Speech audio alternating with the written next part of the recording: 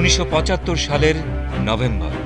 বাংলাদেশ তখন রাজনৈতিক অস্থিরতা, ষড়যন্ত্র আর বিদেশি প্রভাবের ভেতর দুলছে অনিশ্চিত ভবিষ্যতের দিকে। 7ই নভেম্বরের সেই দিনে সৈনিক আর জনতা এক হয়ে রাস্তায় নামে দেশের সার্বভৌম মর্যাদা রক্ষার শপথে।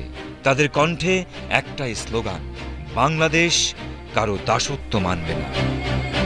শাসন ব্যবস্থা কোলাপস করার কারণে সেখানে কিছু সংখ্যক সেনাবাহিনীর অফিসার, কিছু রিটায়ার্ড, কিছু সার্ভিসের ওরাই হোল্ড করছিল ক্ষমতাটা। এটা নিয়ে সামরিক বাহিনীর মধ্যে একটা দ্বন্দ্ব চলছিল। উচ্চাভিলাষী সেনা কর্মকর্তা ব্রিগেডিয়ার খালেদ মোশাররফ তিনি 3রা নভেম্বর 46 ব্রিগেড কমান্ডার কর্নেল শাফাত জামিলকে সাথে নিয়ে একটি অভ্যুত্থান ঘটান। তারা খন্দকার মোশতাককে অপসারণ করেন।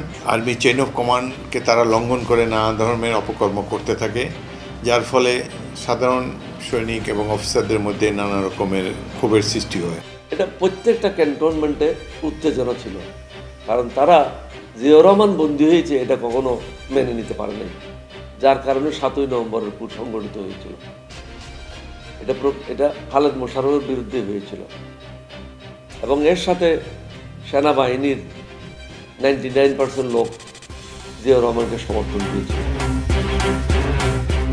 ঢাকার রাস্তায়, ক্যান্টনমেন্টের ভেতরে একই সঙ্গে গর্জে ওঠে দেশপ্রেম আর প্রতিরোধের ডাক। আর সেই সংকটময় মুহূর্তে জাতির নেতৃত্বে উঠে আসেন একজন সৈনিক, জেনারেল জিয়াউর রহমান।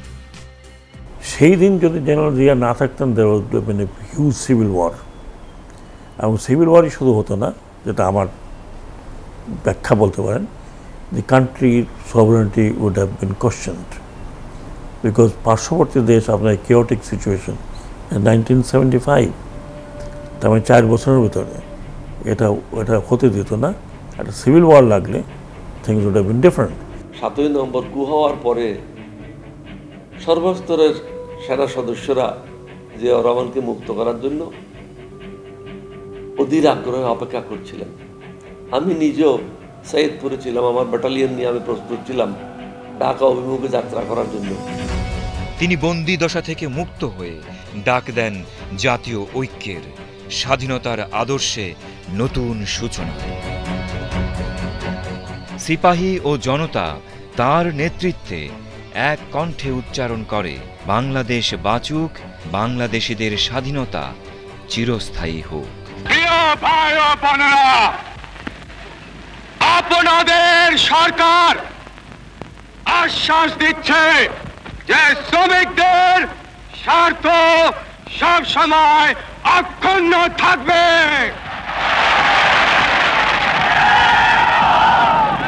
এদেশে সকলেই শ্রমিক।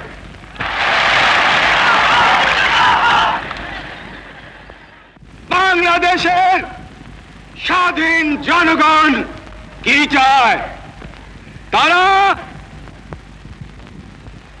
চায় বেঁচে থাকবার অধিকার,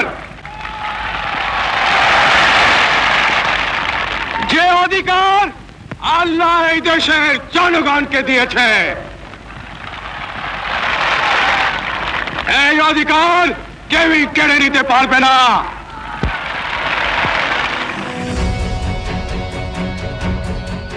এই দিনটি শুধু রাজনৈতিক পালাবদল নয়, ছিল জাতির আত্মমর্যাদা পুনরুদ্ধারের দিন।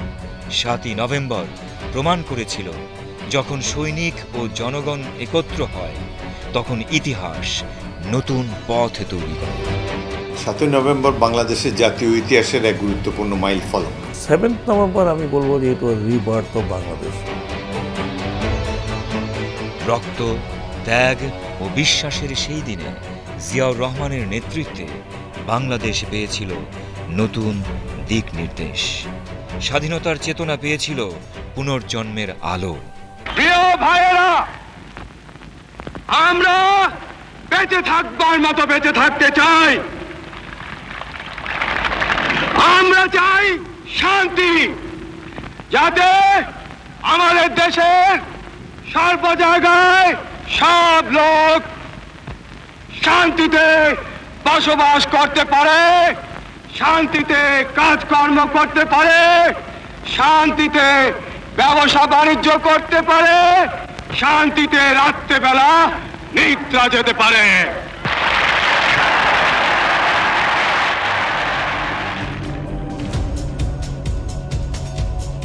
7ই নভেম্বর একটি প্রতিজ্ঞা, বাংলাদেশ থাকবে বাংলাদেশিদের হাতে, বাংলাদেশিদের নেতৃত্বে চিরস্বাধীন।